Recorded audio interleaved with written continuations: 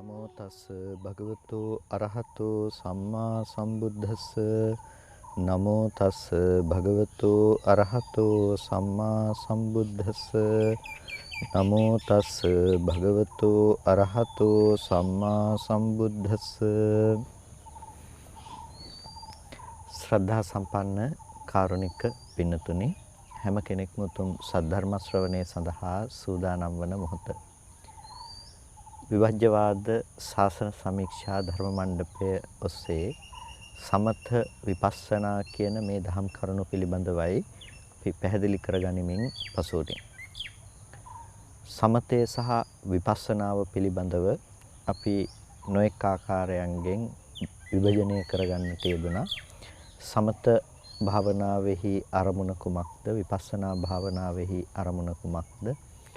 ඒ වගේම ඒ සමතය දියුණු කිරීමෙහිදී අපි කෙසේ සමතය දියුණු කළ යුතුද? විපස්සනාව දියුණු කිරීමේදී කෙසේ විපස්සනා වශයෙන් අපි මානසිකාර්යය පැවැත්විය යුතුද? ආදී ලෙස මේ අංගයන් පිළිබඳව අපි අපේ අවධානය යොමු කරන්නට යෙදුණා.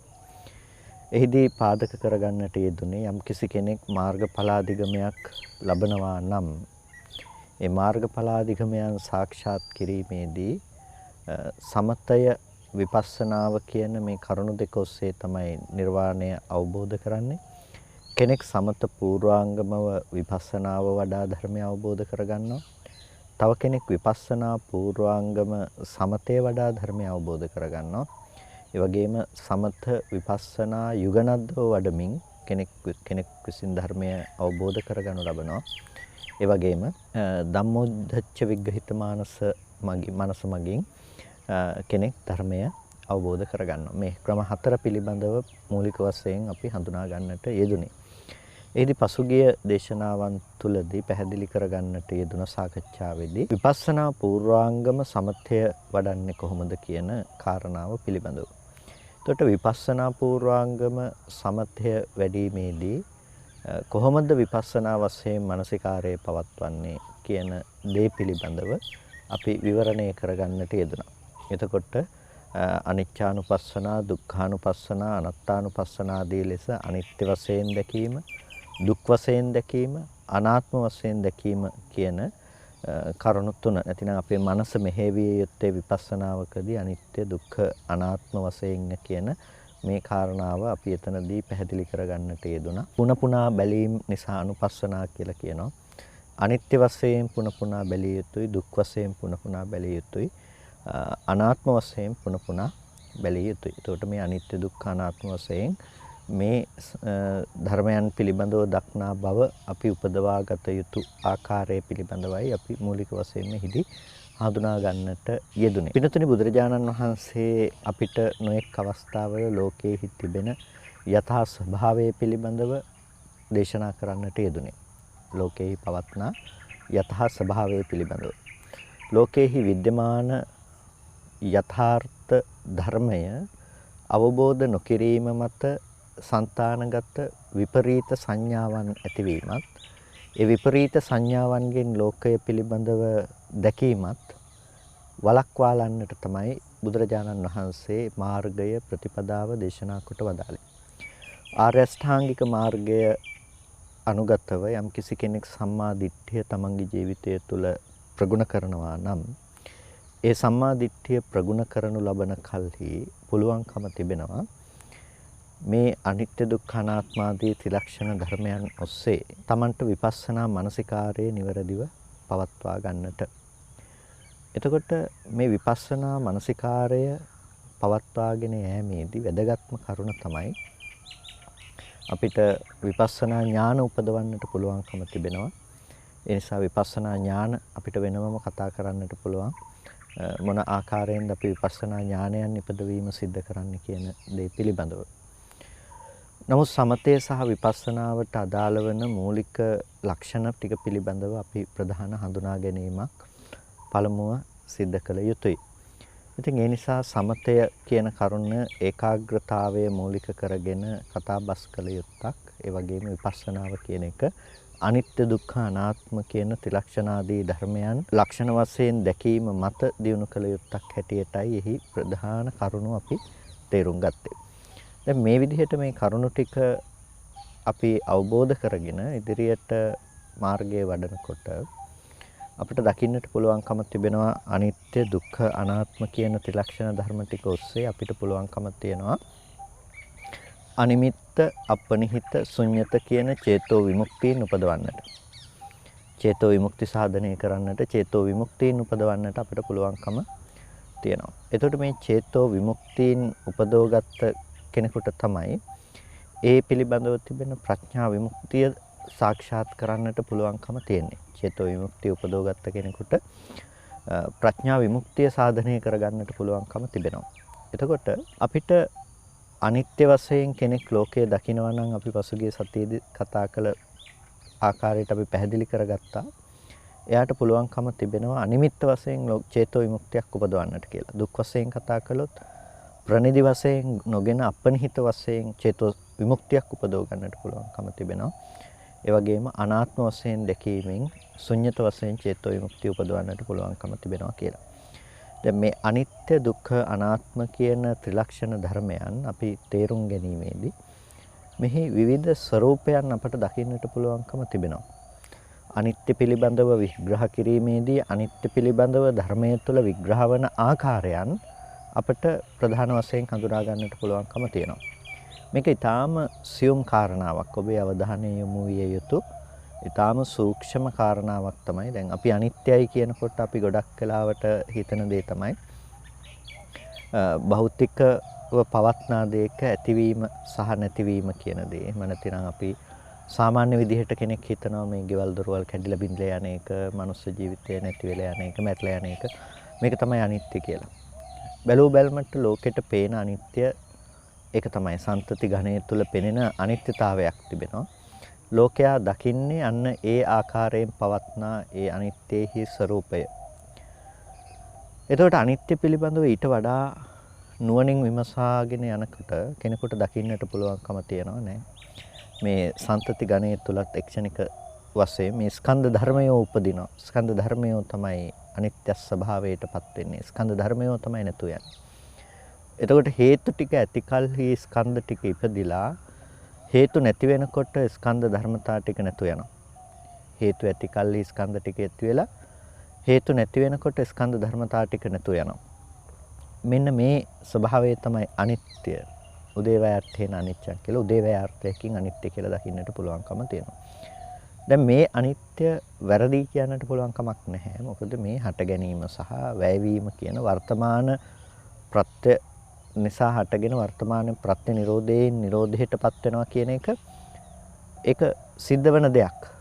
ඒ හටගත්තු රූපය ආයසන්තතියක් තිබෙනවා නම් ඒ ආයසන්තතිය නැතිව යන විට ඒ ධර්මේ නැති වෙලා යනවා.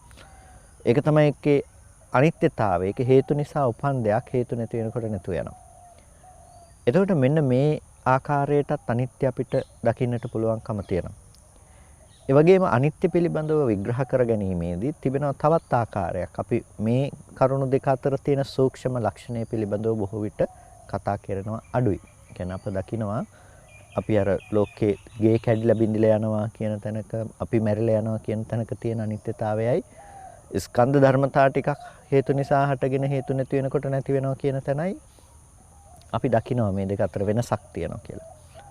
හැබැයි ස්කන්ධ ධර්මතා ටිකක් හේතු නිසා හටගෙන හේතු නැති වෙනකොට ස්කන්ධ ධර්මතා ටික නිරුද්ධ වෙනවා කියන කරුණ ඇතුළෙත් ඒ වගේම ස්කන්ධ ධර්මතා ටිකක් අතීත හේතු ටික නිසා වර්තමාන ඉපදිලා තියෙනවා. මේ හේතු ටිකේ නිරෝධය මත අනාගතයට එබඳු ස්කන්ධයක් අනුත්පාද ස්වභාවයට යනවා කියන වැයවීම කියන දේ. අනුත්පාද සංඛ්‍යාත දේ පිළිබඳව අනිත්‍ය කියන දේ යටතේම අපිට කතා කරන්නට පුළුවන් කියන එක පිළිබඳව බොහෝ වෙලාවට අපේ අවධානයක් යොමු වෙන්නේ නැහැ. එතකොට දැන් යම්කිසි විදිහකින් අනිත්‍යතාවය පිළිබඳව අපි තේරුම් ගැනීමේදී තේරුම් ගන්නා දේ තමයි මේ ප්‍රත්‍ය සමவாயයෙන් උපදින සංකත ලක්ෂණයක් තියෙනවා කියන එක. ඒ කියන්නේ ප්‍රත්‍ය නිසා උපන්න ධර්මයක් මේ දේ. ප්‍රත්‍ය නිසා උපන්න දෙයක්. ඒ ප්‍රත්‍ය නිසා උපන්න දේ ප්‍රත්‍ය නිරෝධයෙන් නිරෝධයටපත් වෙනවා. ප්‍රත්‍ය නිසා උපන්න දේ ප්‍රත්‍ය නිරෝධයෙන් නිරෝධයටපත් වෙනවා. එතකොට මේ ප්‍රත්‍ය නිරෝධයෙන් නිරෝධයටපත් වෙනකොට ඒක අතීතයේ ඉඳලා මෙතනට යම් කිසි දෙයක් ආත්මයක් ආවා කියන දේ නෙමෙයි. මේක අතීත හේතු ටිකක් නිසාත් වර්තමාන ප්‍රත්‍යක් නිසාත් ඉපදුණු දෙයක්. අතීත හේතු ටිකක් නිසාත් වර්තමාන හේතුවක් නිසාත් උපන්න දෙයක්. එතකොට මේක ජනක ප්‍රත්‍ය සහ උපස්තම්භක ප්‍රත්‍ය කියලා කියනවා අපි සාමාන්‍ය විදිහට කතා කරනකොට. මේ ජනක හේතු ටිකක් තිබුණා. ජනක ඒ කියන්නේ මේක උපදවන්නට හේතු වුණ ටිකක්. ඒ උපදවන්නට හේතු වුණ දේ අතීත හේතුවයි. මොනවද අපි සාමාන්‍යයෙන් අවිද්‍යාව, තණ්හාව, කර්මය කියලා අපි කතා කරන අවිද්‍යා සමුදය, රූප සමුදය, අවිද්‍යා සමුදය, වේදනා සමුදය ආදී ලෙස මේ දේවල් වල ඉපැත්මට හේතු මොකක්ද? අවිද්‍යාව කියලා. ඒ වගේම අවිද්‍යා සමුදය වගේම එතන යෙදෙන දේ තමයි තණ්හාව සහ කර්මය කියන අනික් හේතු දෙක. තණ්හාව නැත්තම් උපදින්නේ නැහැ. ඒ නිසා විද්‍යාව යෙදෙන තැනක තණ්හාව යෙදෙනවා. ඒ නිසා තණ්හා සමුදය, රූප සමුදය, තණ්හාව නිසා තමයි රූපය උපදින්නේ. ඊට පස්සේ තණ්හාවට පවතින්නට පුළුවන් කමක් නැහැ. කර්ම නිමිත්තක් නැත්තම්, ගති නිමිත්තක් නැත්තම්, කර්මය කියන දේ නැත්තම්. ඒ නිසා කම්ම සමුදය, රූප සමුදය කියලා කියනවා. කර්මය නිසා රූපය හට ගන්නවා කියලා. රූපය කියන දේ උපදවන්නට මේ හේතු ටික අතීත හේතු. රූපය කියන දේ උපදවන්නට අවිද්‍යාව, තණ්හාව, කර්මය මේ දේවල් අතීත හේතු. අතීත හේතු ටික නිසා තමයි මේ වර්තමානයේහි මෙබඳු දෙයක් උපදවන්නට හේතුවක් බවට පත්වන්නේ. විඥාන, නාම රූප, සලආයතන, පස්ස වේදනාදී මේ ධර්මය නැතිනම් වර්තමාන විපාකයක් උපදවන්නේ මේ අතීත අවිද්‍යාව, තණ්හා, කර්ම කියන මේ අතීත හේතු ටික නිසා. ඒ ටික නැත්තම් වර්තමාන රූපයේ උපදින්නට විදිහක් නැහැ.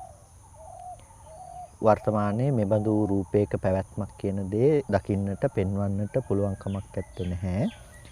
අතීත හේතු විදිහට අවිද්‍යාව, තණ්හාව, කර්මය කියන මේ හේතු ටික යෙදෙන්නේ නැත්තම්. මේ හේතු ටික යෙදෙන නිසා තමයි මෞකුසකට විඥානයේ ප්‍රතිසන්දි වශයෙන් බැසගන්නේ. එතකොට මෞකුසකට විඥානයේ ප්‍රතිසන්දි වශයෙන් බැස ගන්න නිසා තමයි විඥානයේ නාම රූපෙහි ප්‍රතිෂ්ඨාව ලබන්නේ. ඒ ලබන නිසා තමයි මේ කයෙහි වැඩිමක් වෙන්නේ. අනාගත ඉන්ද්‍රියන්ගේ පහළවීම කියන ආයතනයන්ගේ වර්ධනය කියන දේ සිද්ධ වෙන්නේ. විඥානයේ නාම රූපය ඇසුරු කරගත්ත නිසා. ඒ ඇසුරු කරගත්ත නිසා තමයි ආයතනාදී ධර්මයෝ උපදින්නේ. උපදින නිසා තමයි බාහිර රූපාදී දේවල් ගෝචර කරගන්නට පුළුවන්කම තියෙන්නේ. එතකොට දැන් මේ අතීත හේතු ටික කිසිම විදිහකින් වර්තමානයේ තියෙන විපාකයේ තුල තියනව නෙමෙයි. අතීත අවිද්‍යාව, අතීත තණ්හාව, අතීත කර්මය මේ විපාකය තුල තියනව නෙමෙයි. මේ විපාකයේ ඉපදවීම සඳහා වැය වූ දේ හරියට අඹ ඇටය අඹ ගහ තුල නැහැ. අඹ ඇටය නැත්තම් අඹ ගහක්ද නැහැ. අඹ ඇටය අඹ ගහ තුල නැහැ. ඒ වගේම අඹ ඇටයක් නැත්තම් අඹ ගහක්ද නැහැ. අඹ ඇටයේ වැයවීමම අඹ ගහක ඉපදීමයි. එතකොට දැන් මේ අතීත හේතු ටික කිසිම කලයක වර්තමාන ඵලය තුල ඇත්තේ නැහැ. වර්තමාන ඵලය තුල ඇත්තේ නැහැ. වර්තමාන ඵලය හැම වෙලාවකදීම හේතුව බවට පත්වන්නේ නැහැ අනාගතයට දුක උපදවන්නට, අනාගතයට නැවත ස්කන්ධ උපදවන්නට. එතකොට ඒකට කියන අපි විපාකය කියලා. කොයි වෙලාවකවත් ඵලය හේතුව බවට පත්වන්නේවත්, හේතුව ඵලය බවට පත්වන්නේවත් නැහැ. එතකොට මෙන්න මේ අතීත හේතු ටිකක් නිසා අවිද්‍යාව, තණ්හාව, කර්මය කියන මේ ඉපදුණු දෙයක් තමයි වර්තමානයේහි රූපය කියන දේ.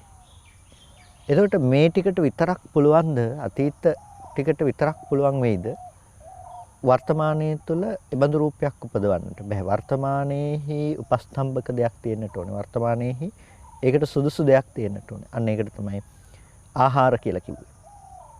ආහාර සමුදය, රූප සමුදය. ආහාර සමුදයෙන් රූපය සමුදය කරනවා. අතීත අවිද්‍යාව, තණ්හා, කර්ම කියන ටික මතත් වර්තමානයේහි ආහාර කියන දේ මතත් මේ හේතු ටික ඇති කල්හි තමයි මේ ටික උපදවන්නේ. එතකොට මේ වැයවීම පිළිබඳව කතා කිරීමේදී අවිජ්ජා නිරෝධා රූප නිරෝධෝ, අවිද්‍යා නිරෝධයෙන් රූපේ නිරුද්ධ වෙනවා. තණ්හා නිරෝධා රූප නිරෝධෝ, තෘෂ්ණා නිරෝධයෙන් රූපේ නිරුද්ධ වෙනවා. කම්ම නිරෝධා රූප නිරෝධෝ කර්මේ නිරෝධයෙන් රූපේ නිරුද්ධ වෙනවා. ආහාර නිරෝධා රූප නිරෝධෝ ආහාර නිරෝධයෙන් රූපේ නිරුද්ධ වෙනවා කියලා හතරාකාරයකට රූපේහි නිරෝධය පිළිබඳව අපට සඳහන් කරගන්න පුළුවන්කම තියෙනවා. අවිද්‍යා නිරෝධා රූප නිරෝධෝ කියනකොට අවිද්‍යා නිරෝධයෙන් රූපේ නිරුද්ධ වෙනවා. එතකොට මේ අවිද්‍යා නිරෝධයෙන් රූපේ නිරුද්ධ වෙනවා නම් අපිට කිසිම විදිහකින් දැන් අපි කිව්වා මේ අතීත හේතු ටික වර්තමාන විපාකයේ තුල දකින්නට එපා කියලා. අතීත හේතු ටික වර්තමාන විපාකයේ තුල දකින්නට එපා කියලා. වර්තමාන විපාකයේ තුල එහෙම දෙයක් ඇත්තේ නැහැ. එහෙනම් අවිද්‍යා නිරෝධා රූප නිරෝධෝ කියලා කියන්නේ අවිද්‍යා නිරෝධ කරලා රූප නිරුද්ධ කරනවා කියන්නේ වර්තමානයේ තුල පවත්නා දේ නෙමෙයි. වර්තමානයේ තුල අපිට මේක නිරුද්ධ කරලා උපදවන්නට පුළුවන් කියන එකක් ගැන නෙමෙයි මේ කතා කරන්නේ. අවිද්‍යාව නැති කරලා වර්තමානයේ රූපේ උපදවන්නේ නැහැ කියන එක ගැන නෙමෙයි. මොකද ඒකට කරන්නට පුළුවන් කමක් නැත්තේ නේ. මොකද අතීත හේතු ටික වර්තමාන රූපේ ඇතුලේ ඇත්තේ නැති නිසා. යම්කිසි විදිහකින් අතීත හේතු ටික නිසා වර්තමාන විපාකයේ ඉපදුනා නම් එතකොට ඒ ඉපදුණු විපාකයේ ඇතුලේ අතීත හේතු ටික අපිට නැති නිසා ඒක දැන් නැති කරනවා කියන දේ කරන්නට පුළුවන් කමක් නැත්තේ නෑ. අවිද්‍යාව නැති කරනවා කියන දේ දැන් විපාකයේ ඇතුලේ කරන්න පුළුවන් කමක් තියෙන දෙයක් නෙමෙයි. හැබැයි වර්තමානයේහි හේතු විදිහට අපි අවිද්‍යාව දුරු කරනවා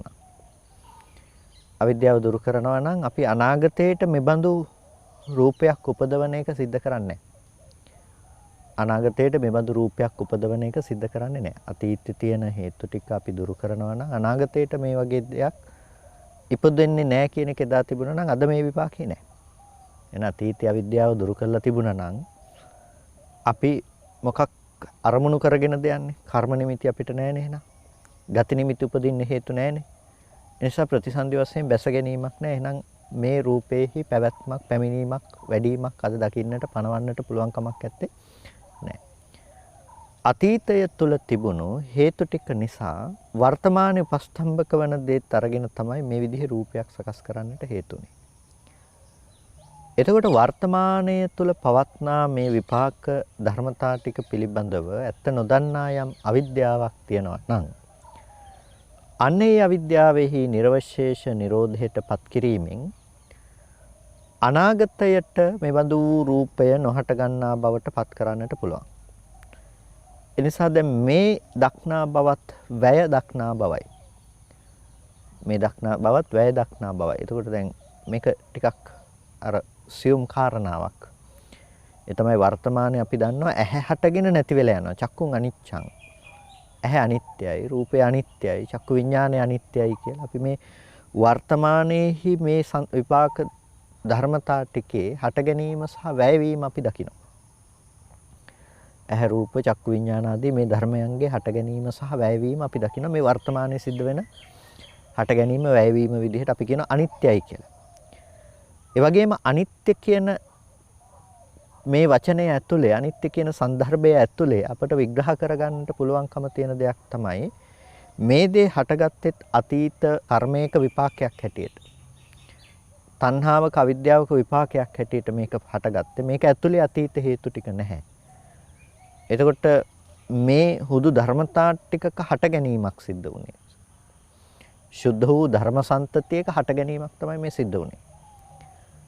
එතකොට මේ සුද්ධ වූ ධර්ම සම්තතියක හට ගැනීම සිද්ධ වුණ මොහොතේදී හුදු මේ ධර්ම සම්තතිය ඉපදිලා මේ ධර්ම සම්තතිය වැයවීමට යනවා. හුදු ස්කන්ධ ධර්මයෝ ඉපදිලා මේ ස්කන්ධ ධර්මතා ටික තමයි වැයවීමට යන්නේ.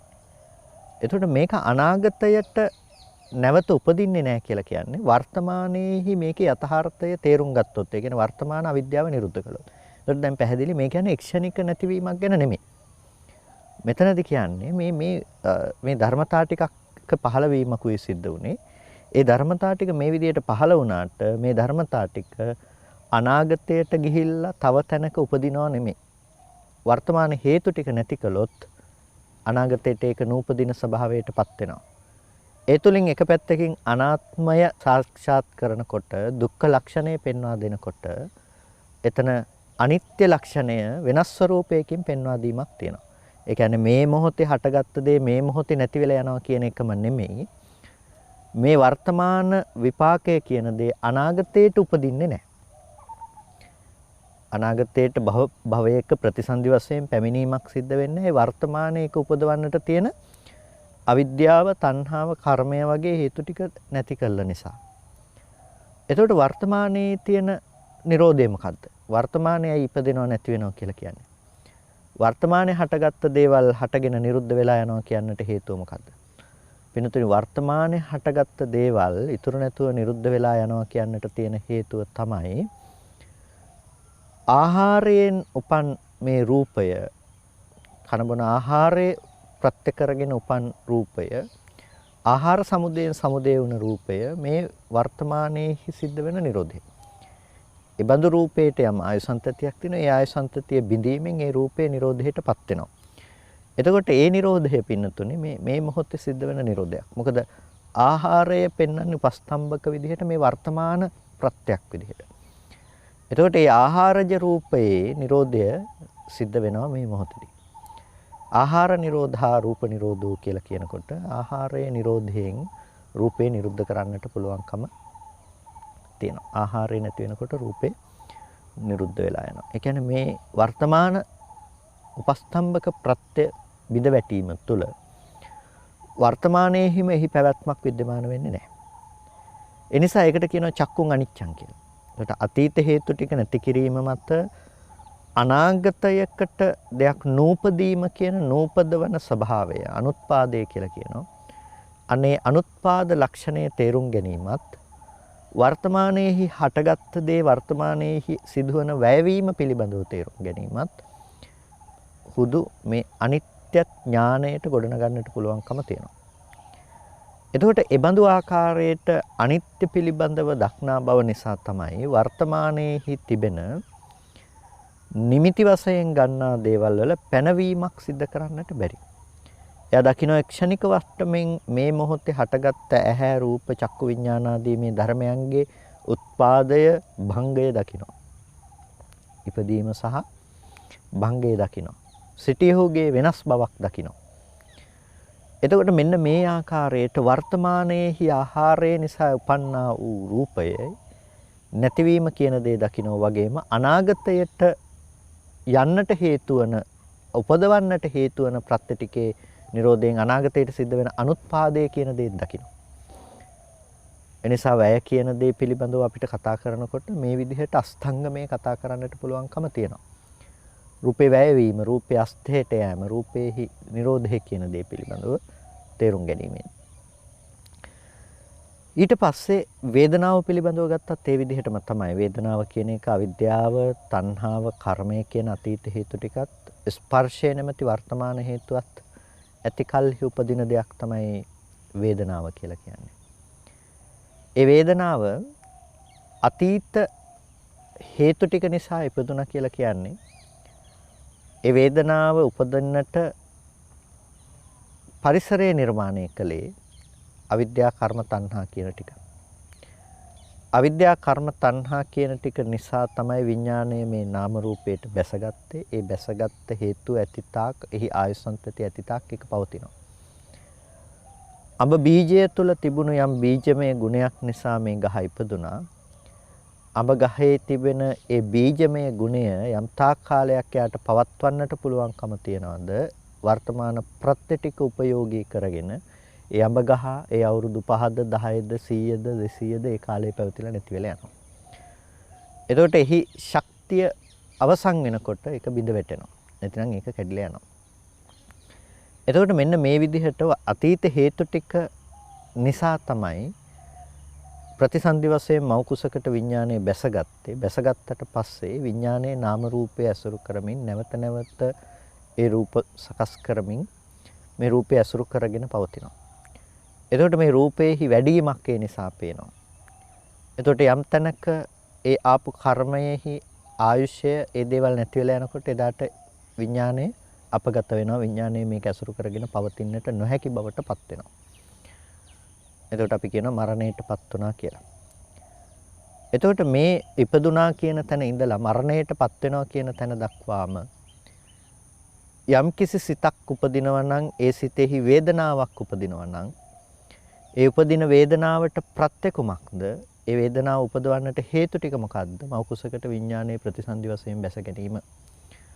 අඹ ගහ පැලවෙලා ගහක් විදිහට ඒක යම් දවසක මරණයටපත් වෙනවද? ඒ දක්වා ඒ ගහ අඹ ගහක්මයි. ඒ ගහ අඹ කියන බීජමය ගුණයේ විදිහට පවත්වාගෙන යනවා. වර්තමාන ප්‍රත්‍යඋපයෝගී කරගෙන එයා ඒ විදිහට අඹ කියන දේම පවත්වාගෙන යනවා. වෙනස් වෙන්නේ නැහැ. ඒ වගේ ප්‍රතිසන්දි විඥාණයෙන් යම් කිසි විදිහකට මේ නාම රූපය අසුරු කරගෙන බැසගත්තා නම් ඒක මරණය දක්වා ඒක ඒ විදිහට පවත්වාගෙන යනවා. ඒක වෙනස් වෙන්නේ නැහැ. ඒ නිසා මෙන්න මේ අතීත හේතු ටික වර්තමාන වේදනාව උපදවන්නට හේතු වෙන්නේ අන්න ඒ ආකාරයට. මේක ජනනය කරන්නට ඒක පරිසරය සකස් කරලා දෙනවා. මේක මේ විදිහට වේදනාව විඳින්න පුළුවන් භූමියක් විදිහට. එතකොට මේ වේදනාව විඳින්නට පුළුවන් විදිහට ඒක සකස් කරලා තියෙන හේතු ටික තමයි අවිද්‍යාව, තණ්හාව, කර්මය කියන හේතු ටික. එතකොට වර්තමානයේහි ස්පර්ශ වන්නේ නැත්තම් යමක්. වර්තමානයේහි රූපය ස්පර්ශ වෙන්නේ නැත්තම් එයාට රූපේ පණවන්න පුළුවන් කමක් නැහැනේ. ඒ නිසා රූපය තියෙන්නට අවශ්‍යයි ස්පර්ශ වන්නට නම්. එතකොට ඒ ඇහෙන් රූපය ඇහැට රූපේ පතිත වෙනකොට ඒ ඇති වෙන ස්පර්ශය නිසා තමයි එතන වේදනාවක් උපදවන්නට පුළුවන්කම තියෙන්නේ. ඒ නිසා වේදනාවක් උපදවනවා කියන දෙයට ප්‍රධාන හේතුවක් බවට පත් වෙනවා රූපේ ස්පර්ශ වීම කියන දේ. ඒකට නාම ධර්මතා ටිකක උනත් ස්පර්ශය කියන දේ. ඒක උපදවන්නට හේතුව බවට පත් වෙන ස්පර්ශ වුණොත් තමයි වේදනාව උපදින්නේ. යම් තැනක පස්සේ නැමැති චෛතසිකය යෙදෙනවා නම් අනිවාර්යයෙන් මෙතන යෙදෙන දෙයක් තමයි වේදනාව නැමැති චෛතසිකය. විඳීමක් උපදිනවා කියන දේ. ස්පර්ශ වුණොත් ඒක විඳිනවම තමයි. ඒක නොවි තියෙන්නේ නැහැ. ඒහා සමග වේදනාව තියෙනවමයි. එනිසා වර්තමාන හේතුවක් විදිහට අපි කතා කළොත් වර්තමාන උපස්තම්භක වන දේ විදිහට කතා කළොත් වේදනාවට හේතුව හැටියට අපිට හඳුනා ගන්නට සිද්ධ වෙන්නේ පින්නතුනේ මෙන්න මේ කියපු ස්පර්ශය කියන දේ. එනිසා වර්තමාන අවිද්‍යා නිරෝධයෙන් වේදනාව නිරුද්ධ වෙනවා. තණ්හා නිරෝධයෙන් වේදනාව නිරුද්ධ වෙනවා. කර්මය නැතිවීම තුළින් වේදනාව නිරුද්ධ වෙනවා. දැන් අපි දන්නවා අවිද්‍යා කර්ම තණ්හා කියන ටික කියන්නේ දැන් මේ ජීවිතයේදී මේ වේදනාව නූපදිනවා කියන තැනටපත් කරගන්නට පුළුවන් කමක් නැත්තේ. මේකේ ආයු සංතිත්‍ය පවතින තාක් කාලයක් මේ වේදනාව නැවත නැවත උපදවන්නට අවශ්‍ය ස්පර්ශය සිද්ධ වෙනවා. ඒ ආයතන සකස් කරනවා. මේ ක්‍රියාවලිය සිද්ධ වෙනවා. මේ ධර්මතාවයන්ගේ හට ගැනීම සිද්ධ වෙනවා. එහෙනම් වර්තමානයේහි හේතු විදිහට අවිද්‍යාව දුරු කළොත්, තණ්හාව, කර්මය දුරු කළොත් අනාගතයට මෙබඳු ස්පර්ශ ආයතන ටිකක් හදනවා කියන එක වෙන්නේ නැහැ. ස්පර්ශයන්ගේ පැනවීමක් නැති කලෙහි අනාගතයට වේදනාව උපදිනවා කියන දේ වෙන්නේ නැහැ. ඒක අනුත්පාද නිරෝධය. අනුත්පාද නිරෝධය පෙන්වන්නේ මේ ටික නූපදුනා නම් මේක වෙන්නේ නැහැ කියන තැනකින්. එතකොට වර්තමානයේ මේ මොහොතේ සිද්ධ වෙන දෙයක් තියෙනවා. මොකද්ද වර්තමානයේ මේ මොහොතේ සිද්ධ වෙන්නේ? ස්පර්ශ නිරෝධයෙන් වේදනා නිරෝධය. ස්පර්ශ නිරෝධයෙන් වර්තමානයේහි වේදනා නිරෝධය සිද්ධ වෙනවා. ස්පර්ශය නැති වෙන්නේ මොන විදිහකටද? ඒ විදිහටම වේදනාව නැති වෙලා යනවා. එතකොට ස්පර්ශය නැතිව වේදනාව විතරක් තනියම තියෙනවා කියන එකක් කොයි වෙලාවකවත් වෙන්නේ නැහැ. ස්පර්ශය නැති වෙනකොට වේදනාව නැති වෙනවා. එතකොට මේක තමයි වේදනාවෙහි තිබෙන ස්වභාවය. ස්පර්ශ නිරෝධයෙන් වේදනාව නිරුද්ධ වෙනවා කියන බව. ස්පර්ශ නිරෝධයෙන් වේදනාව නිරෝධයටපත් වෙනකොට ස්පර්ශය නැති වෙනකොට වේදනාව නැති වෙලා යනකොට මේක ක්ෂණික නිරෝධයක්. මේක මේ මොහොතේ නැති වෙන නැතිවීමක්. මේක මේ මොහොතේ ස්පර්ශය කියන දේ මේ වෙලාවේ සිද්ධ වුණ දේ. ස්පර්ශ නිරෝධයෙන් වේදනාව මේ වෙලාවේදී නිරෝධයටපත් වුණා. එතකොට මේ වර්තමානයේහි අපි කියනවා නම් මේ වේදනාව නිරුද්ධයි, වේදනාව අනිත්‍යයි කියලා කියනවා නම් ස්පර්ශය අනිත්‍ය වෙන නිසා තමයි වේදනාව අනිත්‍ය වෙන්නේ. ස්පර්ශය නැති වෙනකොට වේදනාව නැති වෙනවා. රූපය ඇහැ නැත්තම් වේදනාව උපදින්නට විදිහක් නැහැ. ඇහැ පැත්තෙන් එන චක්කු විඥානයේහි වේදනාව තියෙන්නට පුළුවන් කමක් නැත්තේ නැහැ. එතකොට ඒ ద్వාරික සිත්වල ඒ තැන්වල පටන් ගන්න වේදනාවක් තියෙන්නට විදිහක් නැත්තේ නැහැ. එතකොට වේදනාව කියන දේ උපදින්නෙම ඒ තැන්වල ස්පර්ශය නැමැති හේතු ටික ඇති කල්හි ස්පර්ශය නැති වෙනකොට ඒ දේ නිරුද්ධ වෙනවා. ඒක තමයි එහි සාමාන්‍ය ස්වභාවය. ස්පර්ශය නැති වෙනකොට ඒක නැති වෙලා යනවා කියන්නේ. එතකොට ඒ ස්පර්ශයේ නිරෝධයෙන් වේදනාව නිරුද්ධ වෙනවා කියන එක වර්තමානයේ මේ මොහොතේ වේදනා ස්කන්ධයේහි අනිත්‍යතාවය පිළිබඳව දක්නා කෙනෙකුට දකින්න පුළුවන්කම තිබෙන අවබෝධ කරගන්නට පුළුවන්කම තිබෙන දෙයක්. ස්පර්ශ නිරෝධයෙන් වේදනාව නිරුද්ධ වෙනවා කියන එක. මේ විදිහටම සංඥාව සංස්කාර විඥාන කියන මේ ස්කන්ධයන්ගේ නිරෝධය දකින්නට පුළුවන්කම තිබෙනවා. වර්තමානයේහි මේ දේවල් වල හට ගැනීමෙන් වර්තමානයේහි ඇතිවෙන නිරෝධයක් විදිහට වර්තමානයේහි යෙදෙන ආහාර ප්‍රත්‍යයෙන් රූපයත් ස්පර්ශ ප්‍රත්‍යයෙන් වේදනා සංඥා සංස්කාරත් නාම රූප ප්‍රත්‍යයෙන් විඥානයත් කියන මේ ධර්ම ස්කන්ධය උපදිනවා. ආහාර නිරෝධයෙන් ඒ වගේම ස්පර්ශ නිරෝධයෙන් නාම රූප නිරෝධයෙන් වේදනා සංඥා සංඛාර විඥාන ආදී මේ දේවල් නිරුද්ධ වෙනවා කියන මේ නුවණ උපදව ගන්නට පුළුවන්. ඒක තමයි මේ මොහොතේ සිද්ධ වෙන අනිත්‍ය ලක්ෂණය පිළිබඳව අවබෝධ කර ගැනීම. ඒ වගේම මේ ස්කන්ධ ධර්මතා ටික පිළිබඳව තිබෙන අවිද්‍යාව, තණ්හාව, කර්මය කියන මේ දේවල් නූපදින බවට පත් කරනවා නම් නැතිනම් මේක දිරු කරනවා නම් අවිද්‍යාව නිරෝධ කිරීම තුළින් අවිද්‍යාව නැති කිරීමෙන් අනාගතයට මේ වගේ මෞකුසකට ප්‍රතිසන්දි වශයෙන් බැසගෙන මේ විදිහේ දෙයක් උරුම කරනවා කියන එකට ඉඩ ලැබෙන්නේ නැහැ. ඒක අනුත්පාද නිරෝධයක්. ඒක උපදවන්නේ නැහැ. ඒක උපදවන්නේ නැහැ. වර්තමානයේ අතීත හේතු ටික නිසා නැතිනම් අතීතයේ අඹ බීජය නිසා මේ අඹ ගහ ආද ඉපදිලා තියෙනවා. වර්තමානයේහි උපදින අඹ ගෙඩියක බීජමය ගුණය අපි ඉතුරු කරන්නේ නැතුව ඒක විනාශ කරනවා නම් අනාගතයට ඒ අඹ ගහේ අඹ යන පැවැත්මක් පේන්නේ නැහැ. අතීත හේතු ටික නිසා ඉපදුණු දේ එහි ආයු සම්පතිය වෙන තාක් පැවත නිරුද්ධ වෙයි. ඒ වගේ අතීත මෞකුසකට ප්‍රතිසන්දි වශයෙන් බැසගත්තා නම් අතීත හේතු ටිකක් නිසා ඒ නාම රූපය ඇසුරු කරගෙන පවත්නට යම් ආයු සම්පතියක් තියෙනවා නම් ඒ ආයු සම්පතිය පැවත ඒ ධර්මයේ නිරුද්ධ වෙලා යයි. ආය අනාගතයට ඒක උපදිනවා කියන දේ සිද්ධ වෙන්නේ නැහැ. ඒකට මෙන්න මේ විදිහට අපිට මේ අනිත්‍ය කියන දේ පිළිබඳව කතා කළත් අපිට කතා කරන්නට පුළුවන්කම තියෙනවා. බොහොම වපසරියක් ඇතුව ඒ කියන්නේ බොහොම පැතිරුණු මාතෘකාවක් විදිහට අනිත්‍ය කියන දේ පිළිබඳව කතා කරන්නට පුළුවන්කම තියෙනවා. එතකොට මේ අනිත්‍ය පිළිබඳව ලෝකයා දකින මේ තියෙන ගස් කොළන් මිනිස්සු අනිත්‍යයි කියලා දකින දේවලුත් තියෙනවා. ස්කන්ධ ටික මේ මොහොතේ හටගෙන මේ මොහොතේ නැති වෙනවා කියන දේකුත් තියෙනවා. ඒ වගේම අනිත්‍යයි කියන දේ පිළිබඳව කතා කරනකොට අතීත හේතු ටික නිසා වර්තමානයේ සකස් වන මේ ඵලය වර්තමාන හේතු නිරෝධයෙන් අනාගතයට නූපදින බවට පත් වෙනවා කියන එක දැකීම තුළිනුත් සාධනය කරගන්නට පුළුවන්කම තිබෙනවා. පින්තුනේ මෙන්න මේ ආකාරයට අපිට පුළුවන් මේ ස්කන්ධයන්ගේ යථාර්ථය තේරුම් ගන්නට විපස්සනාව උපදවන්නට අපිට මේ අනිත්‍ය ලක්ෂණය ප්‍රතිවේධ කිරීම තුළින් අනිත්‍යයි කියන දේ ප්‍රතිවේධ කිරීම තුළින්. එතකොට අනිත්‍ය ප්‍රතිවේධ කරනවා කියනකොට මේ ආකාරයේ ගැඹුරු නුවණකින් අපිට පුළුවන් අනිත්‍ය ප්‍රතිවේධ කරන්නට මේකෙන් අපිට අනිමිත්ත චේතෝ විමුක්තියක් උපදවන්නට පුළුවන්කම තිබෙන්නේ යම්කිසි කෙනෙක් ස්කන්ධයන්ගේ ඒ තිබෙන ආහාර ස්පර්ශ නාම රූපාදී නිරෝධයෙන් හටගෙන නිරුද්ධ වෙන වර්තමාන නිරෝධය සාක්ෂාත් කිරීමෙනුත් අවිද්‍යා කර්ම තණ්හා කියන හේතුන්ගේ නිරෝධයෙන් අනාගතයට සිදු කරන අනුත්පාද නිරෝධය කියන දේ සාක්ෂාත් කිරීමෙනුත් තමයි කෙනෙකුට පුළුවන්කම තියෙන්නේ අනිමිත්ත චේතෝ විමුක්තියක් උපදවන්නට.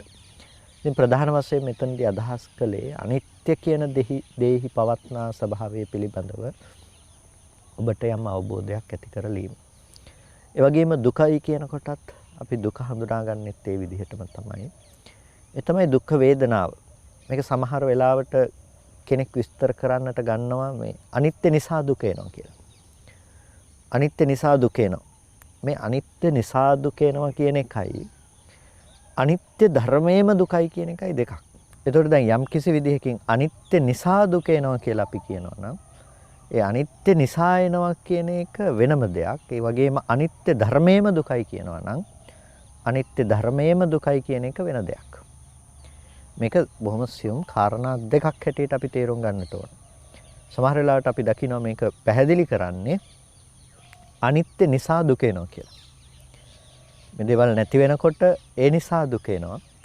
යම් කිසි දෙයක නැතිවීම ස්වභාවය නම් ඒ නැතිවීම නිසා තමයි ඒක දුක බවට පත්වන්නේ කියලා. ඒ දේවල් වල පැවැත්මක් නැති නිසා දුකයි කියලා. ඒ දුක කියන එක වේදනාත්මක ලක්ෂණයකින් විතරක් අපි තේරුම් ගත්තොත් තමයි අපිට ඒ විදිහේ නිසා එන දුකක්. මේ නිසයි මේක දුක එන්නේ කියලා අපි ගන්නෙ. ඒ නිසා දුකයි නෙමෙයි යම්කිසි ධර්මයක් අනිත්‍ය නම් අනිත්‍ය ධර්මයම දුකයි. අනිත්‍ය ධර්මයම දුකයි. අනිත්‍ය වීමෙන් දුක ආව නෙමෙයි. අනිත්‍ය නොවී තිබුණා නම් දුක එන්නේ අනිත්‍ය වීමෙන් තමයි දුක ආවේ කියන එකම නෙමෙයි. යම්කිසි දෙයක් අනිත්‍ය නම් ඒ අනිත්‍ය ධර්මයම දුක් වූ ලක්ෂණයෙන් යුක්තයි. අනිත්‍යෙන් නොමිදුණු දෙයක් සංකතය තුළ නැහැ. ඒ නිසා දුකෙන් නොමිදුණු දෙයක් සංකතය තුළ නැහැ. ඒ නිසා යම් දෙයක් යම් ස්කන්ධයක් අනිත්‍යයි නම් ඒ අනිත්‍ය වූ ස්කන්ධයම ඒ නිරුද්ධ නොවුන දේ ස්කන්ධයේ දුකයි. උත්පාදයක් සිද්ධ වෙනවා නම් උත්පාදයේදී දුක ඉපදුනා. ස්ථිතියක් තිබුණා නම් ස්ථිතියේදී දුක තිබුණා. භංගයක් තිබුණා නම් ඒ භංගයේදී දුක තිබුණා. එනිසා අනිත්‍ය ලක්ෂණය තියෙනවා නම් යම් තැනක ඒ අනිත්‍ය විද්‍යමාන වන ධර්මයම දුක් වූ ලක්ෂණයෙන් යුක්තයි. අනිත්‍ය නිසා දුක ආව නෙමෙයි. අනිත්‍ය ධර්මයම දුක් වූ ලක්ෂණයෙන් යුක්තයි. ඒ නිසා තමයි යදනිච්ඡං තං දුක්ඛං කියලා දේශනා කළේ. යං අනිච්ඡං තං දුක්ඛං. යමක් අනිත්‍ය නම් අනිත්‍ය වූ දේම දුකයි.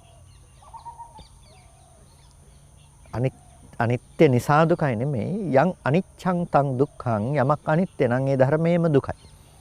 යං අනිච්ඡං තං දුක්ඛං යමක් අනිත්‍ය නම් ඒ අනිත්‍ය ධර්මයේම දුකයි. එතකොට මේ දුක පිළිබඳව අපි තේරුම් ගන්නකොට එතකොට අපිට පේනවා ඒක වේදනාත්මකව පමණක් ගත්ත දෙයක් නෙමෙයි. දුක්ඛ කියන මේ වචනය පහත් වූ ක්ෂයවනාර්ථයේහි දිස්සන පදයක් විදිහට ඒ පහත් ක්ෂයවන භාවයම ඇති ධර්මයේම දුකයි. ඒ නිසා තමයි ඒක සංකත ලක්ෂණයේ දුක්ඛ ලක්ෂණයක් කියලා කියන්නේ. සංකත ලක්ෂණයේ දුක්ඛ ලක්ෂණයක්, විපරිණාම ලක්ෂණයේ දුක්ඛ ලක්ෂණයක්, පීලනයේ දුක්ඛ ලක්ෂණයක්, සංතාපයේ දුක්ඛ ලක්ෂණයක්. ඒ නිසා දුක්ඛ ලක්ෂණ ටිකක් තියෙනවා. දුක්ඛ ලක්ෂණ ටිකක්. දුක්ඛ වේදනාවක් කියනකට වඩා දුක්ඛ ලක්ෂණයක්. ඒ නිසා සැප වේදනාවද දුකයි. ඒක දුක්ඛ ලක්ෂණයක්. සැප වේදනාවද දුකයි කියන්නේ සැප වේදනාව නැහැ කියන එක නෙමෙයි. යම් තැනක සැප වේදනාවක් ඉපදුනාද එහි සංකත දුක්ඛ ලක්ෂණය විද්‍යමානයි. ඒ නිසා ඒක දුකයි. ඒ නිසා මේ ලෝකය දුක නැමැති ධර්මයේ මත පිහිටන දෙයක්. ඒකට අපි දුක හඳුනා ගන්නවා ලක්ෂණයක් විදිහට. දුක්ඛ ලක්ෂණ නිසා විද්‍යමාන වන දෙයක් හැටියට. නිසා අනිත්‍ය ධර්මයේම දුක් වූ ලක්ෂණයෙන් යුක්තයි. ඒක තමයි දුක කියලා දකින්නකම. එතකොට දැන් අපි යමක් ප්‍රාර්ථනා කරනවා නම් ඒ ප්‍රාර්ථනා කිරීම ඇතුලේ අපිට පේනවා නම් දුක් වූ ස්කන්ධ ටිකක්මනේ ප්‍රාර්ථනා කරලා තියෙන්නේ. එන එක નિરර්ථකයි. දුක් වූ ස්කන්ධයන්ගේ ස්කන්ධ ලක්ෂණය නොදක ඔබ දකින්නේ ස්කන්ධයන්ගේ වටිනා වස්තු නම් නොවටින දේවල් නම් ඒතකොට වටිනා දේ පිළිබඳව ඔබට ලබා ගැනීමේදී උපදින කැමැත්ත ඒ දේ නැති වෙනකොට එන දුක ඔබට උරුමකම් කියන්නට සිද්ධ වෙන දේ. හැබැයි ඔබ යම් විදිහකින් දකිනවා නම් දුක් වූ ස්කන්ධ ධර්මතා ටිකක් පිළිබඳව නේද මේ ප්‍රනිධිය හටගත්තේ කියලා. එතකොට ඔබට පේනවා මේ ප්‍රනිධිය ඇති කරගත්ත තැන වැරදි. ස්කන්ධ ධර්මතා ටිකක් නෙමෙයි ඕනේ කියන එක. එතකොට ඒ දුක්ඛ ලක්ෂණය අවබෝධ කිරීමෙන් ඔබට පුළුවන්කම තියෙනවා එයින් මිදෙන්නට. දුක්ඛ ලක්ෂණය අවබෝධ කර ගැනීමෙන් පුළුවන්කම තියෙනවා එයින් මිදෙන්නට. එතකොට ඒ නිසා තමයි කියන්නේ එතනින් පුළුවන්කම තියෙනවා අපනිහිත චේතෝ විමුක්තිය උපදවන්නට කියලා. අපනිහිත චේතෝ විමුක්තිය උපදවන්නට. එතකොට අපි එතනදී තේරුම් ගන්න දේ තමයි අනිත්‍ය ධර්මයම දුකයි කියන එක. එතකොට යදනිච්ඡං තං දුක්ඛං යං දුක්ඛං තදනත්තා. යං දුක්ඛං යමක් දුක නම් තදනත්තා ඒ ධර්මයම අනාත්මයි. යමක් දුක නම් ඒ ධර්මයම අනාත්මයි. අනාත්මයි කියන්නේ අනාත්මයි කියලා කියන්නේ සත්පුද්ගල ආත්ම වශයෙන් ගන්නට සුදුසු දෙයක් නෙමෙයි කියන එක. එහෙම නැතුව ආත්මයක් තියෙනවා, ආත්මයක් තියෙන ආත්මය නැහැ කියන එක නෙමෙයි. ආත්මය කියලා එකක් අපි හඳුනගෙන තියෙනවා, ඒ ආත්මය නැහැ කියන එක නෙමෙයි. සත්පුද්ගල භාව වශයෙන් පණවන්නට දෙයක් නැහැ කියන එක. අනාත්මයි කියලා කියන්නේ. සත්පුද්ගල ආත්ම භාව වශයෙන් පණවන්නට දෙයක් නැහැ. යන් දුක්ඛං යමක දුක්ඛ වූ ලක්ෂණය තියෙනවා නම් පහත් වූ ක්ෂයවන අර්ථයක් නම් යම් තැනක තියෙන්නේ ඒ දේ නම් යම්කිසි ධර්මයක विद्यमान වෙන්නේ. ඒ ධර්මයේහි ආත්ම ලක්ෂණයක් නැහැ. ඒ ධර්මයේහි विद्यमान වෙන්නේ අනාත්ම ලක්ෂණයක්. එතකොට අපි අනාත්මය ප්‍රතිවේධ කරනවා. ඒක තමයි ශුන්‍යතාවයට හේතු වෙන්නේ. සත්වපුද්ගල භවෙන් ශුන්‍යයි කියන එක. එනිසා අනාත්මයි කියලා අපි දකිනකොට අපි දකින්නේ ප්‍රධාන වශයෙන්ම සත්වපුද්ගල භවින් අනාත්මයි කියන එක. සත්වපුද්ගල භවින් අනාත්මයි. සත්වපුද්ගල භවින් ශුන්‍යයි. ඒ ශුන්‍යතාවය තමයි අපි කතා කරන්නේ. එතකොට ආත්මයක් කියන දේ පිළිබඳව අපි දකින්නේ එතන අනාත්මයි කියන දර්ශනය අපි මතු කරගන්නේ මේ අනිත්‍ය දුක්ඛ කියන ලක්ෂණ ටික विद्यमान වන තැනම පවත්නා දෙයක් තමයි අනාත්ම කියන ස්වභාවය. ආත්ම විරහිතයි. ආත්ම භාවයක් කියලා දෙය පණවන්නට පුළුවන් කමක් නැත්තේ. ආත්ම භාව වශයෙන් හිස් කියලා දකින්නකම. සත්වයක් පුද්ගලෙක් ආත්මයක් වශයෙන් කතා කරන්නට දෙයක් එතන නැහැ කියන එක. ඒකට එතනදී මේ ආත්මයක් තියෙනවා අපි හඳුනාගත්ත දෙයක්. ඒ දේ මෙතන නැහැ කියන එක නෙමෙයි කියන්නේ. ආත්මයක් කියලා පණවන්නට ධර්මයක් මේ තුන් ලෝකේම හම්බ වෙන්නේ නැහැ. ස්කන්ධ ටිකක හට ගැනීම සහ වැයවීම නම් විද්‍යමාන වෙන්නේ. ඒ නිසා තමයි යන් දුක්ඛං තදනත්තා කියලා කිව්වේ. යමක් දුක නම් ඒක අනාත්මයි.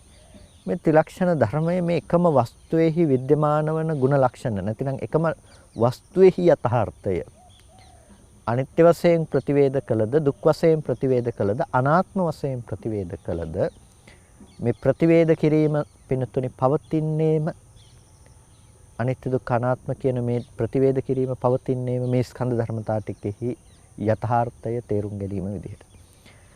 එනිසා කෙනෙක් අනිත්‍ය දැක්කොත් ඔහු මිදෙනවා. දුක දැක්කොත් මිදෙනවා. කෙනෙක් අනාත්මය දැක්කත් ඒත් මිදෙනවා.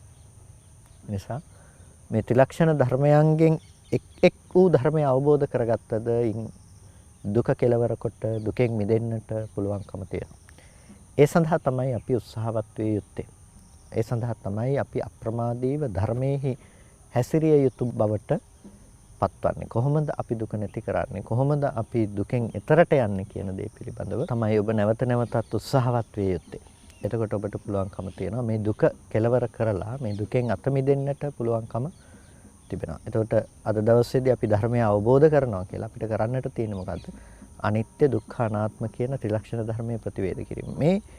මේ තමයි මූලික වශයෙන්ම අපිට විපස්සනාවට හේතු වෙන දේ. දැන් මේ පිළිබඳව අපි මානසිකාරයේ පැවැත්වීම ආදිය අපිට විවිධ ආකාරයන්ගෙන් කතා කරන්නට පුළුවන්කම තියෙනවා. ඒ තමයි අපි අර විපස්සනා ඥාන විදිහට ඒ උපදවන ආකාරයන් පිළිබඳව කතා කළ යුතුයි කියලා කිව්වේ. එතකොට විපස්සනා පූර්වාංගමයි කියලා කියන්නේ යම් තැනක මෙන්න මේ විදිහට දකින බව තමයි යා පෙරටු කරගෙන යන්නේ. එතකොට විපස්සනා පූර්වාංගමව තමන්ගේ සිත වඩනකොට එතන තියෙන අවික්ෂේපයක්. හිත විසිරෙන්නේ නැති ස්වභාවයක්. ඇයි අපිට මේ සියලු ධර්මයන්ගේ අනිත්‍යතාවය පේනකොට ඔබ යම්කිසි විදිහකින් නිමිති විදිහට හැසිරිච්ච ලෝකේ දැන් ඔබට නිමිති විදිහට හැසිරෙන්නේ නැතුව ස්කන්ධ විදිහට ප්‍රකට වෙනවානේ. දැන් මම බාහිර උදාහරණයක් හැටියට ඔබට මතක් කළොත් දැන් අට්ටික සංඥාව වඩපු තෙරුන් වහන්සේට උන්වහන්සේ ඉදිරියට එක කාන්තාවක් hina වෙලා යනකොට උන්වහන්සේ දකිනවා ඇට සැකිල්ලක් කියන දේ. එතකොට ඒ කාන්තාවගේ ස්වාමියා පස්සේ මේ පසුපසින් එනවා ස්වාමීන් වහන්සේ දැකලා අහනවා කාන්තාවක් යනවා දැක්කද කියලා. ඒතර ස්වාමීන් වහන්සේ පිළිතුරු දෙනවා කාන්තාවක් නෙමෙයි ඇට සැකිල්ලක් ගියා කියලා. එතකොට උන්වහන්සේ වැරදි දෙයක් නෙමෙයි කිව්වේ. උන්වහන්සේ දැකපු විදිහ උන්වහන්සේ ඇති කරගත්ත සංඥාව උන්වහන්සේට වැටහුනේ උන්වහන්සේ දැනගත්තේ විදිහට. එතකොට ඒක තමයි එතන තියෙන සමාධිය ඒකාර්ථය. විපස්සනාව තුළින් කෙනෙක් මේ ස්කන්ධය ප්‍රකට කර ගන්නවා නම් ස්කන්ධ ධර්මයන් තේරුම් ගන්නවා නම් පින්නතුනි එයාට අවබෝධ කරගන්නට තියෙන්නේ ස්කන්ධ ලක්ෂණය පිළිබඳව තමයි. එතකොට එතන ස්කන්ධ කියලා දකින එක තුළ අනිකුත් නිමිති වලින් සිත මිදී ස්කන්ධයන්ගේ හඳුනා ගැනීම කියන තැන චිත්ත ඒකාග්‍රතාවයේ පවතිනවා. ඒක තමයි සමතය. ඒ සිතෙහි පවත්නා අවික්ෂේපය තමයි සමතය. නොවිසුරුණු බව තමයි සමතය නැතිනම් සමාධිය කියලා කියන්නේ. එනිසා ඒකට හඳුන්වනවා විපස්සනා පූර්වාංගමයි සමතය. ඒ ඇතිවෙච්ච සමතය විපස්සනාව මූලික කරගෙන ඇතිවෙච්ච සමතයක් කියලා.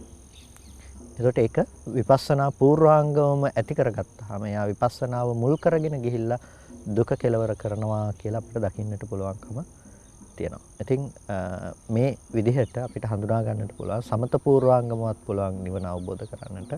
විපස්සනා පූර්වාංගමවත් පුළුවන් නිර්වාණය අවබෝධ කරන්නට කියලා.